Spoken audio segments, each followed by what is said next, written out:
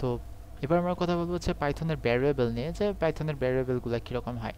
আচ্ছা, ভ্যারিয়েবল জিনিসটা কি এটা হয়তো বা আপনাদের অনেকেরই জানার কথা, তো যারা জানেন না তাদের জন্য, যে ভ্যারিয়েবল হতে পারে এটা একটা বার্গার। এখন আমরা যদি বলি একটা বার্গারের ভিতরে কি কি থাকে, একটা বার্গারের ভিতরে মাংসপিণ্ড থাকে, একটা বার্গারের ভিতরে হতে পারে সালাদ থাকে, হতে পারে পেঁয়াজ বা অন্যান্য সসেস বা সস থাকে। তো এই ক্ষেত্রে ভ্যারিয়েবল হচ্ছে একটা বার্গারের মতো। আমরা যেমন ফুল ওই প্রসেসগুলোকে, মানে একটা মাংস, রুটি, তারপরে সালাদ, এইরকম সব কিছুর সম্মিলিত একটা পার্টকে আমরা বার্গার বলতেছি। তো এই ক্ষেত্রে ভ্যারিয়েবল জিনিসটাও কিছুটা একই রকম।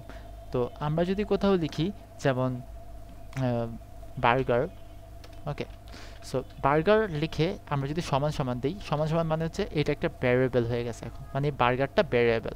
মানে এই বার্গারের ভিতরে এখন কি কি আছে সেটাই আমরা এই সমান সমানের পরে লিখবো, যে বার্গারের পরে থাকতে পারে কি কি থাকতে পারে, বার্গারের পরে থাকতে পারে যেমন মানে বার্গারের ভিতর থাকতে পারে রুটি, তারপরে থাকতে পারে সালাদ, তারপরে থাকতে পারে মাংস, তারপরে থাকতে পারে পেঁয়াজ, তারপরে থাকতে পারে যেটাই থাকতে পারে।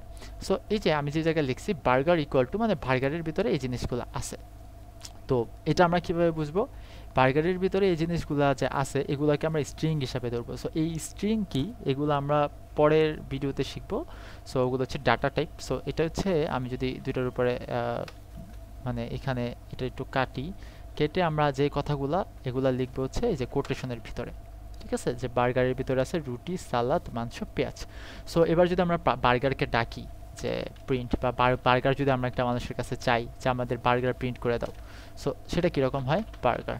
সো আমরা বার্গারকে প্রিন্ট করি, দেখি আমরা কি হয়। আমরা একটু এটা ক্লিয়ার করে দিই, ক্লিয়ার করে আমরা নতুন করে আবার বার্গারকে প্রিন্ট করি, যে